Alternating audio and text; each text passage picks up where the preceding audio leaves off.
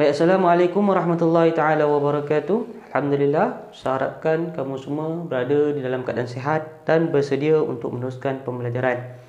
Baik, kalau kita sudah bersedia, mari kita masuk ke kelas.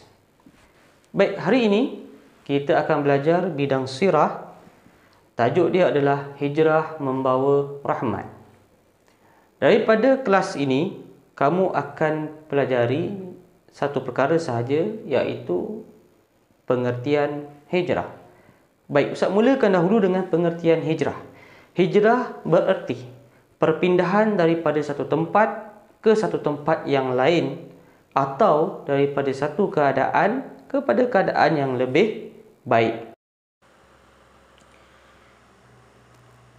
Baik, sekarang ni Ustaz akan menceritakan perjalanan hijrah Nabi Muhammad sallallahu alaihi wasallam bermula daripada Mekah hingga ke Madinah. Oleh itu, saya akan cuba bawa kamu bermula daripada sekolah. Kita akan berjalan menuju ke Mekah dan Madinah. Baik, dah bersedia? Baik. Okey, Ustaz akan tunjuk gambaran bagaimana perjalanan. Kita bermula dulu di sekolah kita lah. Ustaz nak bawa kamu pergi Mekah dan Madinah. Baik. Okey, kalau dah bersedia, ni sekolah kamu kan. Kita pergi airport dulu. Kita akan terbang ke Mekah. Okey, ini adalah airport. Okey, kalau dah bersedia, jom kita terbang ke Mekah.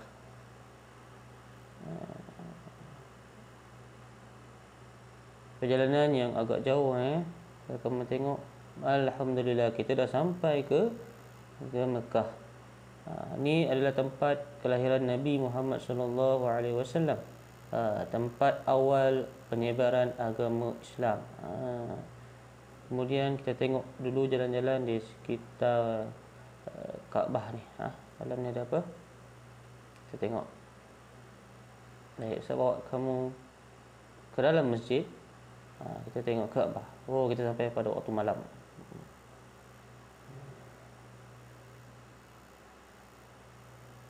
Baik, di sinilah tempat Nabi Muhammad sallallahu alaihi wasallam ataupun kampung Nabi Muhammad sallallahu alaihi wasallam. Kemudian sebelum tu ke Madinah, Nabi Muhammad sallallahu alaihi wasallam bermalam di Gua Thur. Baik, ini adalah Gua Thur. Ini kawasan dia. Jadi kita tengok lebih dekat sikit. Bagaimana keadaan Gua Thur ni? Beginilah keadaan dia. Tinggi Nabi Muhammad sallallahu susah payah memanjat, mendaki gunung Thur, bermalam di sini bersama dengan Abu Bakar. Baik, seterusnya pada esoknya Rasulullah sallallahu alaihi wasallam bergerak menuju ke Madinah. Tetapi sebelum sampai ke Madinah, Nabi Muhammad sallallahu alaihi wasallam singgah di Masjid Quba. Di sinilah letaknya Masjid Quba. Kita lihat. Lihat dekat. Inilah Masjid Quba. Adapun pada zaman Nabi Muhammad sallallahu alaihi wasallam tidaklah sebesar ini masjidnya. Bahkan masjid Nabi sallallahu alaihi wasallam itu terdiri daripada tiangnya daripada batang pokok kurma. Kan, pepahannya pun daripada pepah tamar. Batang tiang tu daripada tamar. Okey, kita tengok sekeliling masjid. Inilah kawasan sekeliling masjid ni. Kita tengok dalam sedikit macam mana. Ni ruang solat dia. Ruang solat. Ini Masjid Quba. Okey, kemudian kita akan pergi ke Madinah. Okey, ini bandar Madinah lah, ataupun Masjid Nabi Muhammad SAW pada waktu yang sekarang inilah. Nabi SAW. Kita tengok, saya nak bawa kamu pergi sini dahulu sebelum masuk ke masjid. Apa ni? Ini adalah makam para syuhada. Antara sahabat Nabi SAW yang gugur di medan Uhud pun dimakamkan di sini.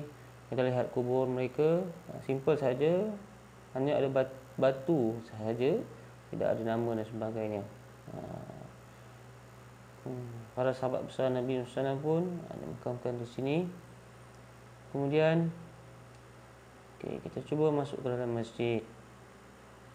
Ini adalah masjid Nabi SAW. Okey, Ustaz ingatkan lagi sekali, ini adalah pada zaman sekarang lah. Adapun pada zaman Nabi SAW tidaklah sebegini besar dan cantiknya. Baik, seterusnya, ini adalah makam Nabi Muhammad SAW. Saya doakan semua kita akan sampai di sini satu hari kamu lihat reaksi orang-orang yang datang ziarah Nabi makam Nabi Muhammad SAW ini. Terharu, sedih, macam-macam perasaan ada. Baik, habis. Jadi inilah gambaran perjalanan Nabi Muhammad SAW. Kalau kamu tengok daripada Masjidil Haram ataupun daripada Makkah hingga ke Madinah, kalau kita boleh tengok sedikit bagaimana laluannya, kita tak tahulah macam mana laluan yang mana, tapi beginilah keadaan sekeliling, persekitaran, laluan yang dilalui oleh Nabi. Kalau kamu lihat di sini ni ada apa ni? Gunung, ganang, laluan berbatu, pasir, dengan tarik mentarinya dan sebagainya. Baik, so itu sahaja sebagai gambaran kepada kamu bagaimana persekitaran ataupun suasana perjalanan Nabi Muhammad SAW. Okay, seterusnya kita balik ke Cebu.